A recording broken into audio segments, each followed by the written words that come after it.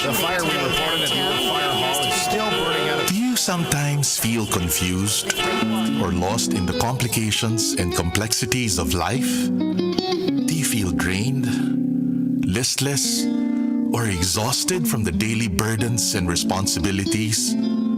Why not seek our campus ministers on air every Tuesday and Thursday from 2 to 3 in the afternoon?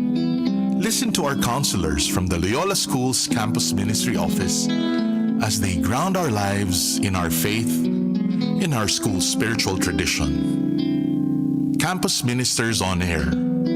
Be guided, be inspired, be blessed. Listen to our Campus Ministers on Air.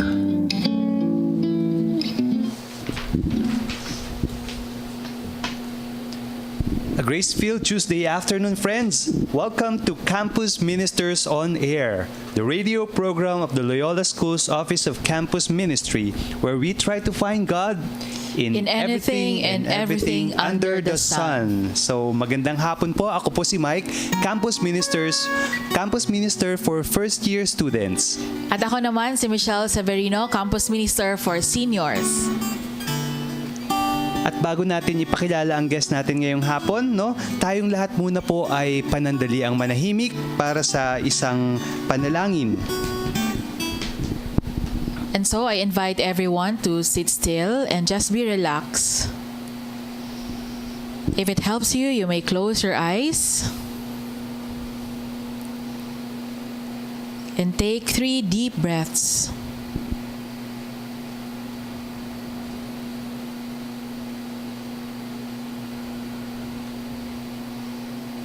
And I invite you now to do the sign of your faith in the name of the Father and of the Son and of the Holy Spirit. Amen. Amen. Compassionate One, the amount of suffering in our world appears to be insurmountable, but the amount of kind-heartedness is equally vast. It is easy to forget this. Compassionate One, you hear the cries of the world. We are grateful to you for showing us how to be with those who suffer. Thank you for your bountiful kindness offered to our world through people of selfless endeavor. How grateful we are that we can join them in being your loving heart and hands.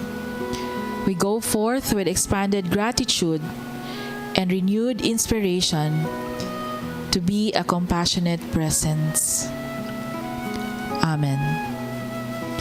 In the name of the Father, and of the Son, and of the Holy Spirit. Amen. And now we're back with another episode of CM On Air. At ngayon, excited ako actually, Miss Michelle, kasi medyo special ang ating guest ngayong hapon. At dalawa sila. Wow, sino kaya yan, no? Makikita nyo sa screen ngayon, iisa pa lang yung ating kasama dito, no? Ako din, excited pero kinakabahan kasi hindi talaga ako sanay maging anchor dito, no? At hindi din ako sanay sa pet, no? So, siguro narinig nyo yung word na pet. Ano kaya yung ating anong pag-uusapan ngayon, no? Ano ba yun, Mike? Actually, I'm excited kasi nung pinag-aralan natin yung episode ngayong hapon, na-discover natin na ipinagdiriwang, actually ngayong araw, yung Suicide Prevention Month. Oh, yan. So, in line with that, naiisip din natin na ano kaya yung magandang gamiting material para dun sa episode na in line with that. At naisip natin ang animal-assisted therapy. Yes, no? So, kasama sa ating well-being, yung mental health, yung spiritual life also, no? Physical health. And for this afternoon, yes, nandito na ang ating special guest. Isa sa ating special guest, okay? Okay, so Miss Michelle, ano ba yung mga nararamdaman mo ngayon habang nagsisimula ang ating programa? Nung nakita ko itong ating special guest, na-excite na ako. Siya din mukhang excited. At alam mo ba, Miss Michelle, makikilala natin ang dalawa nating guest ngayong hapon. At without further ado, let's go on with our episode today of CM On Air. Okay. Sige, Miss Michelle, ipakilala na natin, of course, ang ating guest ngayong hapon. Okay, sige. So, we have here Miss Janine. Siya na po ang magpapakilala kung anong ginagawa niya sa office, no? At bakit niya kasama ang isang aso ngayong hapong ito. So, magandang hapon sa inyong lahat. I'm Janine. I'm the psychometrician from the Loyola School's Office of Guidance and Counseling. I'm also the dog handler / program manager of the Ateneo's Animal Assisted Interventions Program. So as you can see, kasama ko ngayon si Blue. Blue Eyes, come. Sit. Naku, pinapahiya niya ako ngayon. Ayaw niya mag-sit. Sit. ayan, pinapakilala din po niya si Blue. Okay, ito si Blue Eyes. He's one of our therapy dogs. He's owned by a Jesuit, Father Nono Alfonso. And he will be with us in today's episode. So, welcome to our show, Miss Janine. Thank welcome you. to our show, Blue Eyes. Hi, Blue Eyes. O, kumusta ka naman, Miss Michelle? Okay naman. Okay Relax naman. Nakaka-relax pala pagkasama mo yung aso. Iba, no? Yung atmosphere, the moment na pumasok siya, may calming effect. Yeah, akala ko takot ako sa aso eh. Tapos biglang nakalma ka, no? Yes. Okay. Hi, Blue. Yo.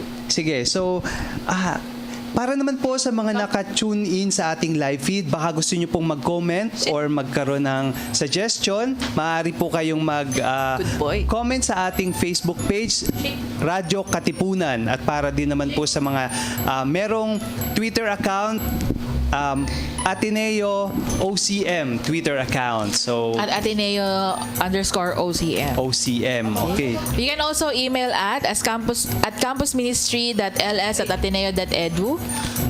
Okay. So, pwede po kayong sumulat ng inyong komento, inyong katanungan, at mamaya-maya magkakaroon tayo ng oras or minuto para sagutin yung inyong mga katanungan. Okay, so let's get the ball rolling, Miss Michelle. So, at dahil naipakilala na natin si Janine at saka si Blue Eyes, siguro ang una nating kumustahin si Janine, no? So, kumusta ka, Janine? Kumusta yung work mo bilang psychometrician sa Office of Guidance Counselor? Guidance Counseling Office ng Loyola Schools. Thank you for that question. I've been doing great. It's been 2 years. 2 years ba? 2 years. 2 years na nga ba? Since I started my work as a psychometrician in the LSOGC, and it has been quite an experience, both personally and emotionally for me. Mm-hmm. Yun. Also, I'm very thankful for the opportunity to be able to work with my alma mater, to be able to serve the students, especially in the aspect of their mental health. Okay. So, nasa 2 years ka na sa Guidance Counseling Office. Gaano kayo katagal na magkasama ni Blue? Nakilala ko si Blue Eyes last 2018, mga July. Tapos, tinitrain na namin siya since July hanggang mga August, September last year. So, medyo matagal na rin magkakilala. Matagal na rin kami magkakilala ni Blue. Actually, last year medyo payat pa siya. Hindi ko alam ano nangyari sa kanya ngayon. Maybe lack of exercise. Kulang siya sang exercise, oo. Kailangan natin mas madalas magtrabaho, Blue Eyes. Oo. Gaano kayo kadalas magtrabaho ni Blue Eyes? And like in a week? Usually for the program kasi sa Ateneo, we hold sign-ups already. Dati kasi hindi kami nagpapa-sign up, kaso lang that's not very good for the welfare of the dog. Kasi usually nadudumog sila, tapos sobrang daming tao, hindi namin ma-manage yung tao sa office. So now, the process is I announce on Facebook namin, that's facebook.com/LSOGC, if there's a visiting therapy dog during the week. And then, that night, na nag-announce din ako ng visit, magkakaroon din ng sign-ups sa Facebook page namin. So, limited slots lang siya. That's gonna be around 24 slots. Kasi it's also to protect the welfare of the dog and for the program to be able to run smoothly na rin. So, per slot, how many minutes yon? 15 to 20 minutes per slot. And then they just get to play with the dog, interact with the dogs. Fair enough. Yeah. So like in a week, how often yung session with the dog? Is it MWF or? It's not MWF. It's usually it also depends kasi on the availability of our handlers. So our handlers, we have a partner community. Our partner organization is Communitales. So sila yung nagpo-provide sa amin ng therapy animals. So ngayon kasi we have a schedule for once a week, except for next week kasi we'll be in Davao. With Blue? Not with Blue Eyes. For a convention kasi. Okay. So, the week after that, we will have a therapy session with the dog. And then, the week after that na rin. But, usually for announcements, we just go to our Facebook page for that. Alam mo, ang cute kasi parang ano din pala, no? Parang regular worker din si Blue kasi parang may business hours din siya sa kanyang pagpunta sa opisina. No? Ilang aso ba yung kasama dun sa animal assisted therapy? Program natin. The history of that is we started with one dog. Is a golden retriever. His name is Boo Boo. And unfortunately, due to some unforeseen circumstances, we had to retire him because his owner has passed from lung cancer. And I'd like to dedicate this episode to her, Carla, kay Miss Carla Azucena. So we started with one dog, then it just grew into, now we have 12, but right now we have 6 active dogs.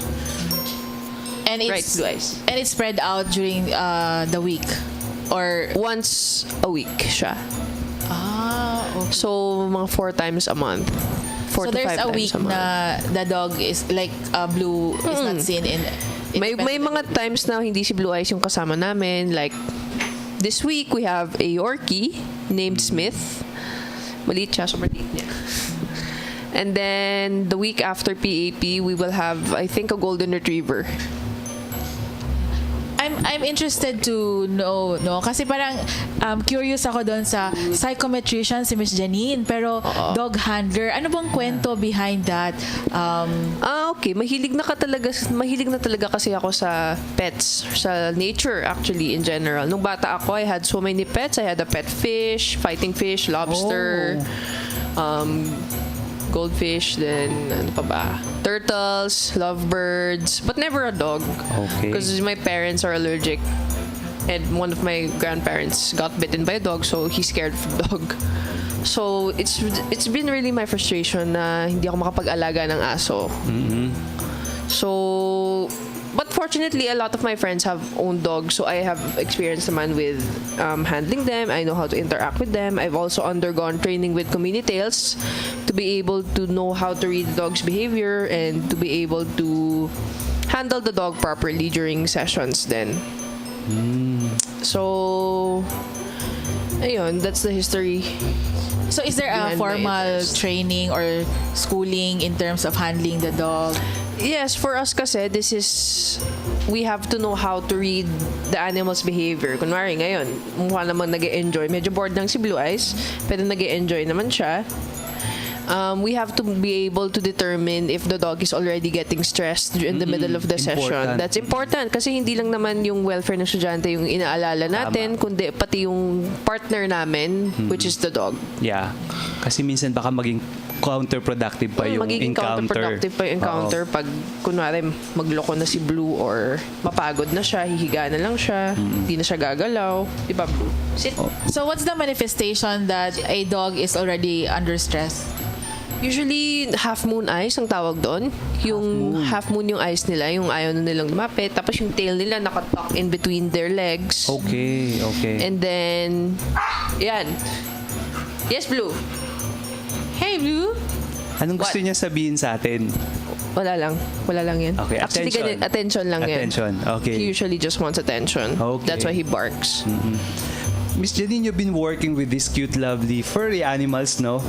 What would be the first thing you'd notice in dogs when you encounter a new one? Siguro kahit nung bata ka pa hanggang nagsimula ka ng humawak ng aso, yung first encounter with a specific dog, ano yung unang-una mong napapansin sa dog? First thing I'd notice about the dogs would be their eyes. Eyes. Oo. Doon mo kasi madedetermine kung for me, kung maamo siya or hindi, or kung friendly siya or hindi. For me, but that's not necessary for all species, for not necessary for all breeds. This is just for me personally. And then the next thing would be their temperament. Kung lalapit ba sila sa'yo or takot sila sa tao. Ayun. So, anong qualities ng isang dog, ng isang aso para pwede siyang parte dun sa therapy session? They have to undergo through screening, care of our partner community, si Communitails.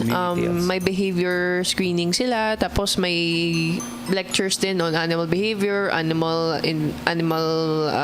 infection management, program management, and then after that, may test rin. May practical exam din kung papasabay yung dog or hindi sa therapy animal. Si Blue, hindi ko alam. Pumasa naman siya.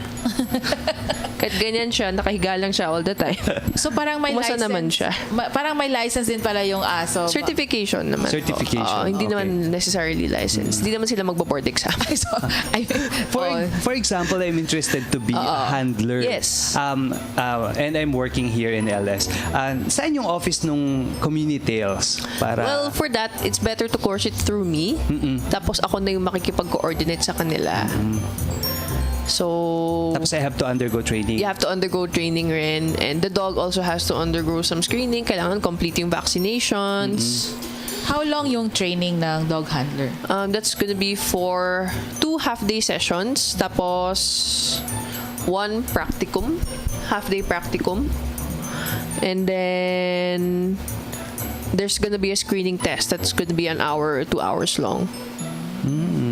And for you who are parang accredited handler, dog handler, no, parang how long is the accreditation, or is there a renewal, or The community recommends that we undergo through review sessions lang naman, but not necessarily a renewal. The dog has to be reassessed because if we see that there are behavioral changes, the dog has to be reassessed definitely. and if the dog is still fit for Yes, if the that dog kind? if the dog is still fit for the sessions.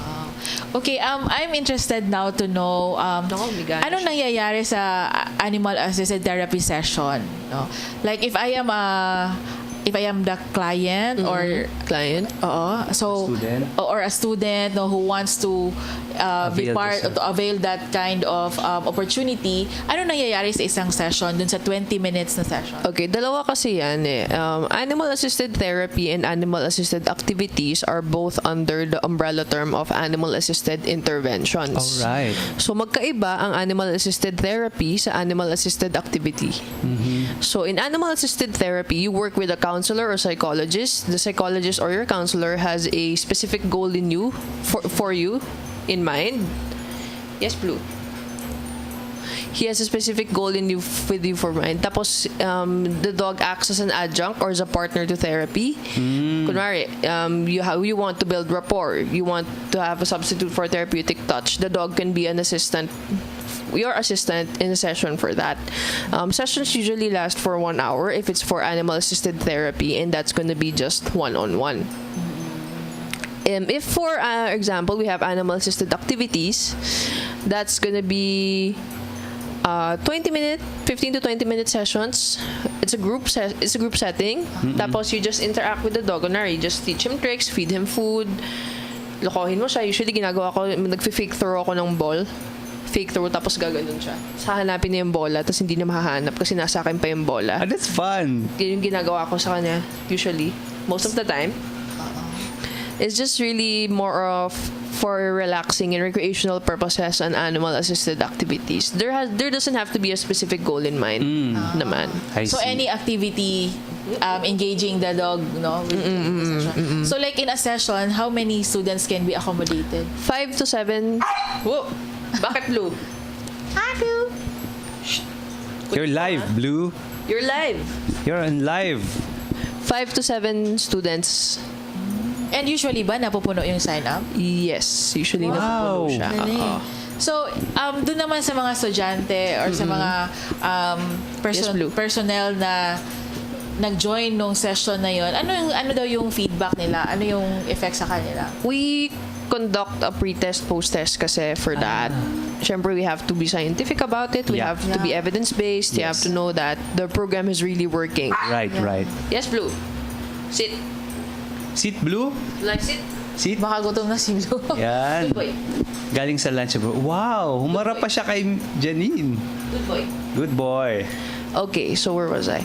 The pre-test and post-test Yes, the pre-test data. and post-test data that we collect, there is a significant decrease in 3 aspects. That's depression, anxiety, and stress using Alright. our instrument of DAS-21. So far, nakakatulong naman yung mga dogs sa pag-relieve ng anxiety, depression, and stress ng mga estudyante. And in terms of our clients, paulit-ulit ba silang pumupunta or Paulit-ulit silang pupunta, paulit-ulit din nilang hinahanap yung dog. So, I'm used to the questions na, well, okay, when can we see the dogs? So, parang, They want more. they want more dogs. They want So that's more. why we also need more handlers and more dogs para mas maging regular yung schedule nila sa amin. and yung services nyo is all for free? Of course. Wow, that's great. Ang galing talaga ng Ateneo. Ang daming oportunidad para matulungan tayo. Right, No? So, tama. it's not only for the students, but Yeah, even for... not only for the students, even Yeah. for staff. Yeah, Faculty, staff, professionals, everyone is welcome to come and interact with our therapy dogs. Good. Okay, that's Gusto good. mo ba mag-avail, Miss Michelle? Mag-sign up? Pwede naman, no?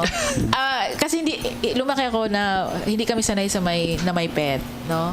At nung bata ba ako, nakagat kasi ako Nakagat ka ng na. kabayo. Imagine, Kabayo. So, takot ako sa mga animals, no? So, oo, yun.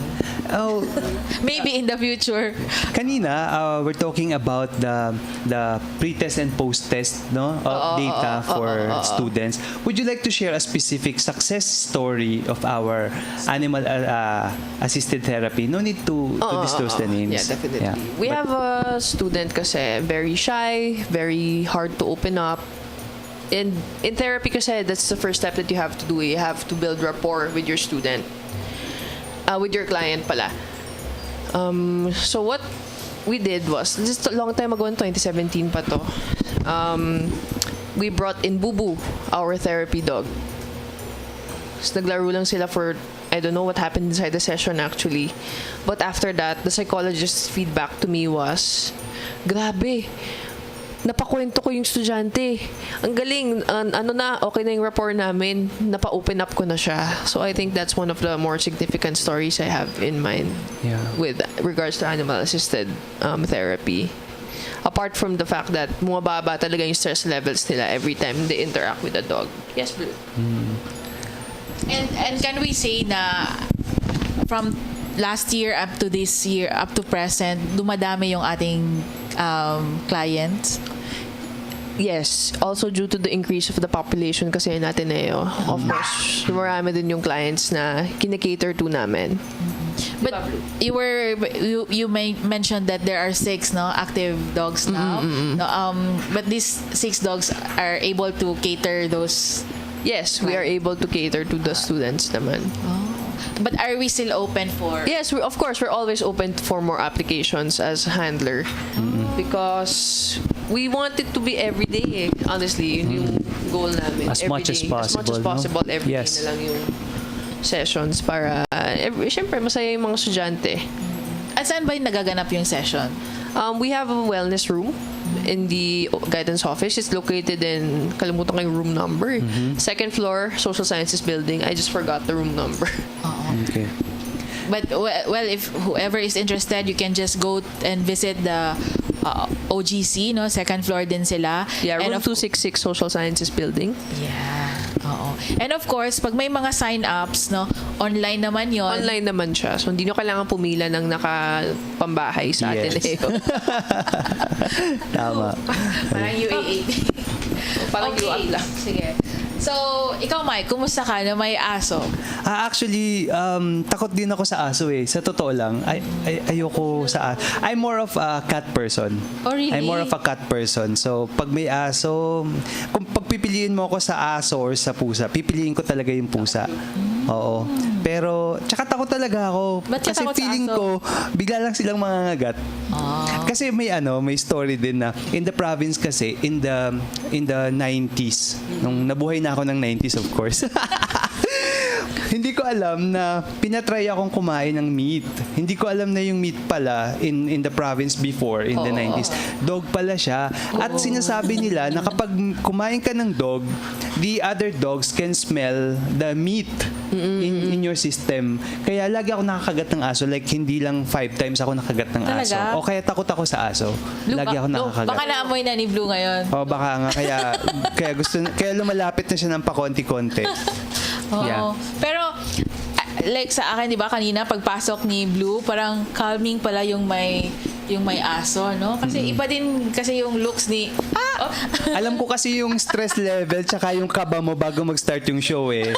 So, nagkaroon din ba ng difference nung pumasok si Blue? Yes, parang nakakakalma talaga si Blue. So there, may ano na tayo, may success story na tayo nangyari in... Hindi pa yan formal session, ha? Tama. Okay. So, Miss Janine, being with OGC and being a handler of dogs, ikaw naman, kumusta naman yung part na I really enjoyed doing it? Yung ganung part mo, kumusta ka pagdating sa enjoyment working with the dogs? I really enjoy working with dogs because I'm an animal lover, to be honest. And it's really been my dream to have a dog of my own. Siyempre, hindi naman pwede kasi nga parents and all that factors. Tsaka I live in a condo that doesn't allow dogs at SM Berkeley. Please allow dogs. Pero they don't allow dogs. Kasi Calling. calling. Guys, no. Stop na. You're getting fat.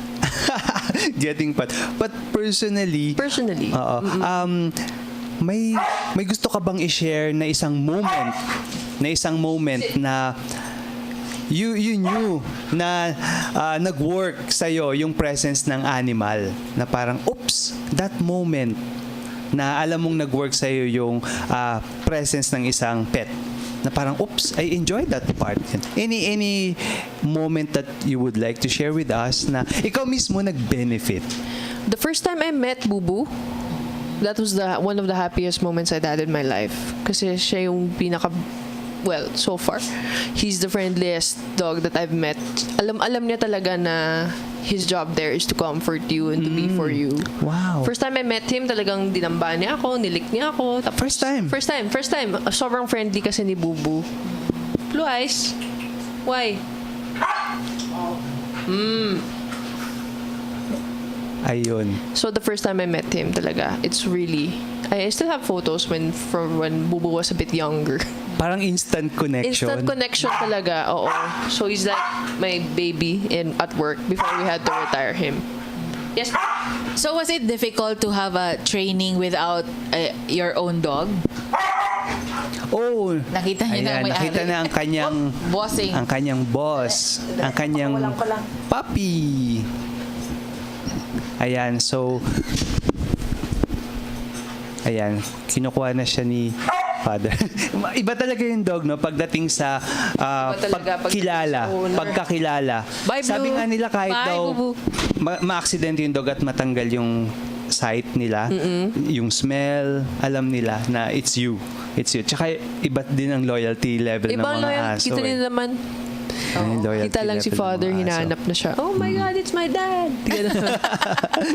That's My interesting. father. Yeah. Okay, so going back to the question, can you share an experience you had, good experience with the dog? Actually, may funny story din ako with regards to... Funny story, go! When I was around 7 or 8, I was in my cousin's house. Tapos may chihuahua sila, sobrang liit. The small. Chihuahua. Hinabol ako paikot ng bahay. So, kailangan kong lumusot sa pinakalikod. You know, the house is here and there's a small space in between. Akala ko hindi ako makakalusot. Nakalusot naman ako. Kinaya kong lumusot doon para lang hindi mahabol ng chihuahua na yon. So, hanggang ngayon, ayoko ng mga chihuahua. Takot ako sa chihuahua. Matapang ba talaga yung chihuahua? I don't know. I believe that all dogs are nice except for chihuahuas. Chihuahuas? May bias ako. But all dogs are good dogs. Pero hindi ka nakagat ng chihuahua. Hindi naman ako nakagat, thankfully. Pero Buti nakatakbo kasi kumasya ka ako. dun sa Kasi opening na yun. fit pa ako nun. 7 years old pa ako 7 years old pa. Fit na fit pa ako nun. Oo. So, di ba you said earlier na hindi pwedeng magkaroon ng aso because your parents Oo, they're so, allergic. was it difficult to be to train, no, as a dog handler without your own dog? Not really, because I already have liking for dogs in the first place. So parang I just treat every dog as my child. So sabi ko nga, niloko nga ako ng isang friend ko eh. You need dog birth control. You already have 12 dogs in the office. Ang dami mo ng anak. Sabi ko, I love having 12 kids. They're like my babies. They're like family to me. So it's not really that hard for me to be able to adapt and to be with them during sessions.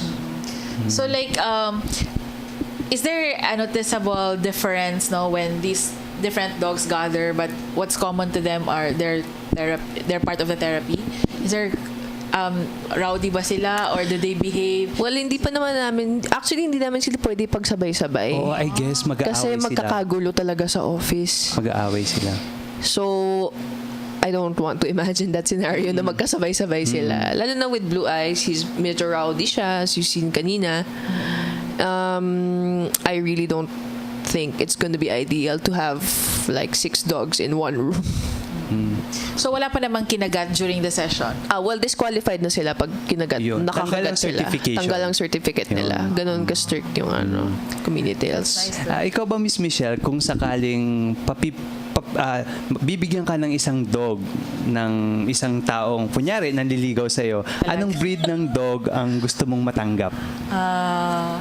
Alam mo, hindi ko masyadong kabisado yung mga breed ng dog, no? Pero any breed, basta yung tame, yung friendly, yung gentle yung presence. Kasi takot talaga ako sa aso. Di ba? Baka, well, and I think, no, pag may ibibigay namang aso, ganun naman siguro ang trait, no? Gentle, friendly. Kasi it should calm the person. I see. Ako naman siguro kung mangangarap ako ng isang aso, yung pinakamabait nga dahil takot na ako sa aso, tingin ko mag-work sa akin yung Labrador. Yung Labrador. Kasi parang hindi ko sila narinig tumahol ever. Tama ba?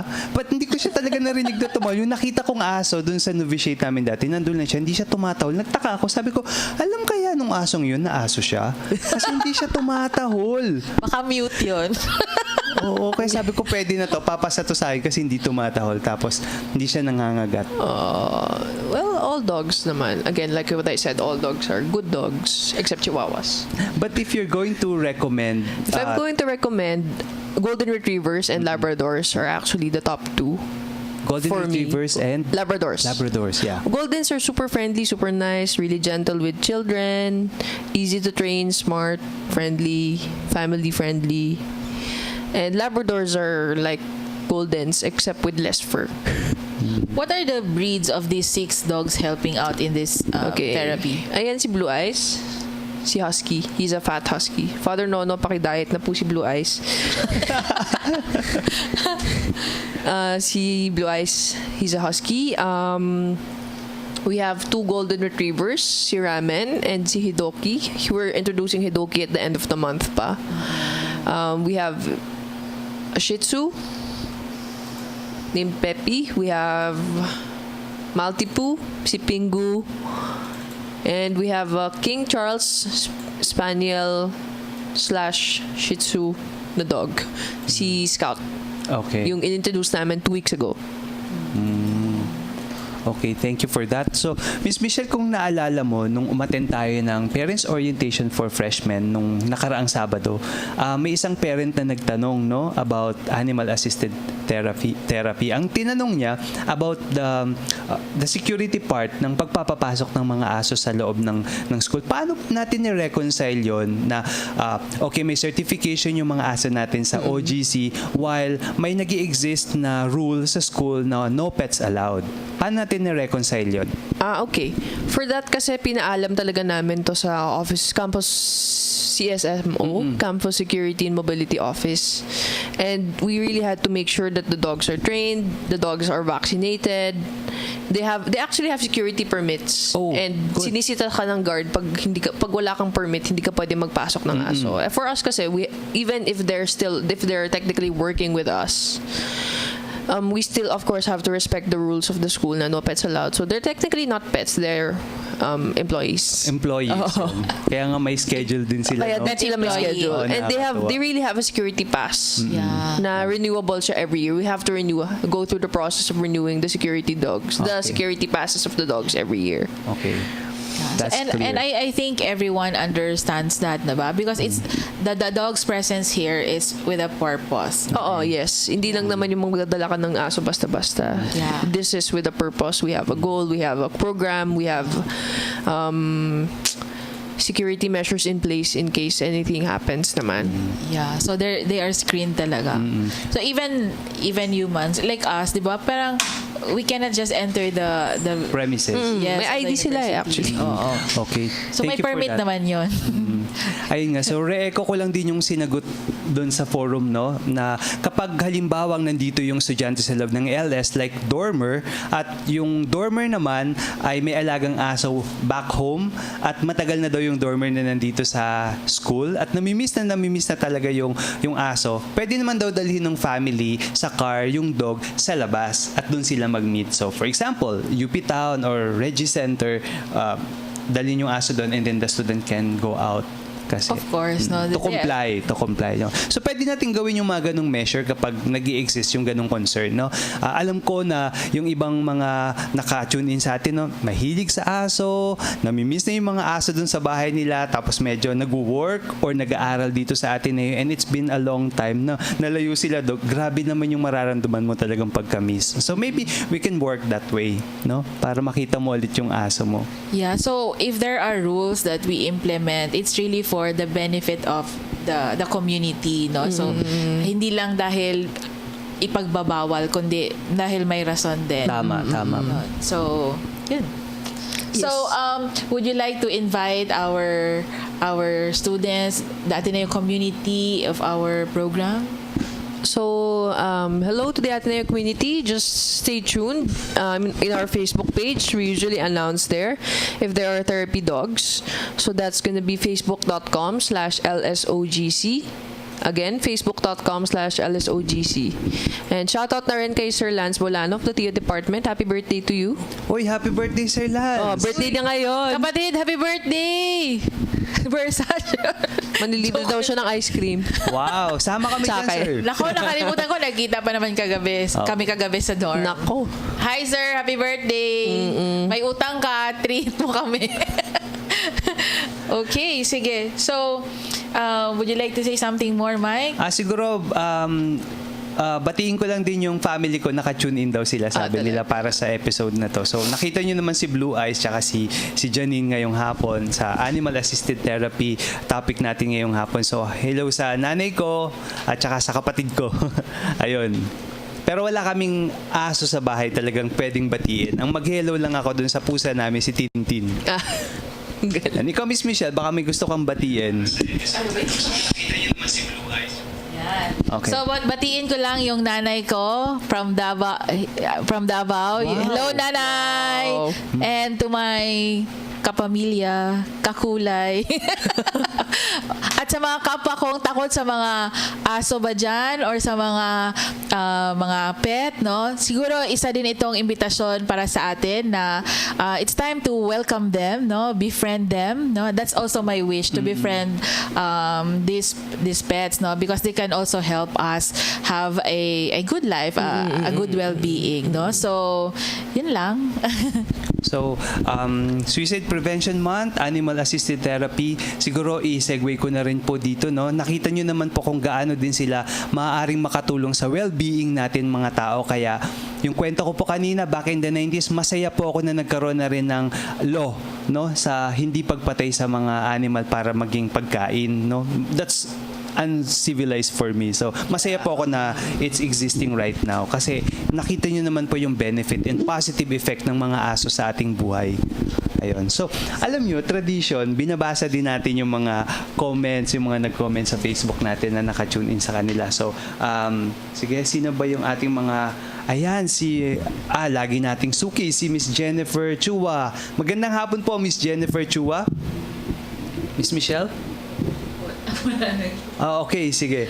Oo. Siguro dahil may event kami ngayon sa Ateneo, no? So, after this program, pupunta tayo dun sa Traditional University Awards. Kaya busy din yung mga tao. But we are glad that we continue to hold this program, no? And we are very happy to have Miss Janine with us, explaining to us what the program is and the benefit, no? And how we can sign up, no? So, thank you very much. No? Okay. And also, You're welcome, you're we welcome. would like to thank Father Nono Alfonso for allowing Blue Eyes to guests in our show. Yeah. Yan. At para sa akin no na hindi sanay sa mga aso, no, I really appreciate your work, no, kasi like for us in the campus ministry, our main work is to help in the spiritual formation of the Yes. of the students, no, or in the community in Ateneo as a whole.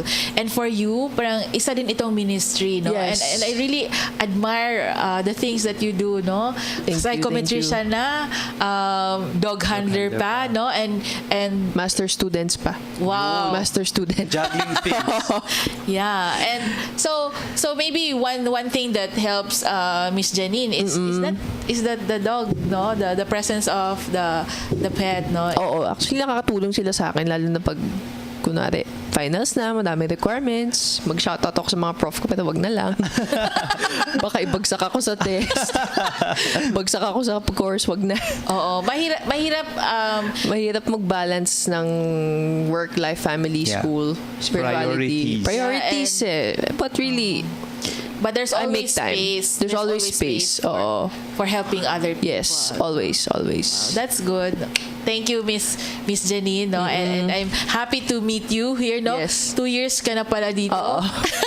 Pero ngayon lang kita nakita. 6 years pag i-count mo yung undergrad years ko. Oh. Okay. Anong year ka nga graduate? 2016. 26. Oh. Nandito Okay. na ako noon. Parang ako ang campus minister mo. Baka nakapag-retreat na si Miss Janine na ikaw yung kasama. Recollection maybe. Maybe. Anyway, so okay. kagaya ng kaugalian, Miss Michelle, kalimitan natin tinatanong ang isa't isa. So, for this week, where did you find God? Sige. So ako munang sasagot. Okay. Baka mamaya si Miss Janine gusto din. Yeah, sure, no tayong problem. tatlo. So where did I find God this week? The highlight was last Saturday when we had the facilitators gathering. No, we had a recollection, and it was good. I really felt grateful to see a lot of volunteers, alumni, no, professionals, brother Jesuits and seminarians helping out in this ministry kasi mahirap din yung ating ginagawa at hindi natin kaya lahat na tayo lang sa campus ministry, but we are very blessed to have people helping us, no, part of our pool of facilitators, and I thank you because you energized me, and parang I'm excited na for the first round of the recollection because I have people with me helping out in this ministry. So, maraming salamat po mga bros, mga fassies. See you. Wag niyo kalimutan mag-sign up. Yes, thank you. Siguro si Miss I found God when I was with my mother's side of the family just last Sunday. Yeah, last Sunday. It's always a pleasure to be with family and with friends. Yun lang. And also, I found God nung nanalo tayo nung Ateneo versus Yes. La Salle. I'm like, yes! Napahiyaw Thank ka you, ba doon? Lord! Amen. One big fight! Thank you, Lord! Yeah.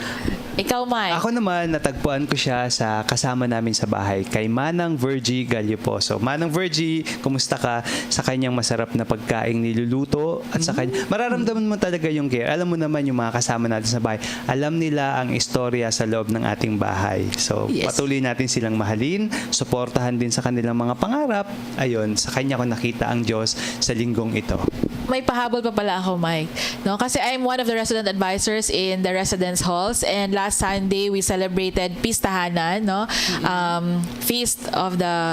We celebrated the birthday of Mary, and we had a very simple yet memorable celebration in the dorm, no? So maraming salamat po sa mga dormers at sa mga RAs and RH admin na nagtulungan kaming lahat para maganap ang ganong pagsasalo at aktibidades. So, thank you very much. Okay, at isasara natin ang programa ito sa pamamagitan ng isang musika bilang ating panalangin.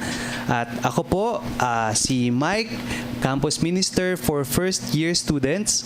Ako naman si Michelle Severino, Campus Minister for Seniors. And I'm Janine. I am the psychometrician for the Loyola School's Office of Guidance and Counseling. And this has been your Campus, Campus Ministers on Air, Air. now signing off.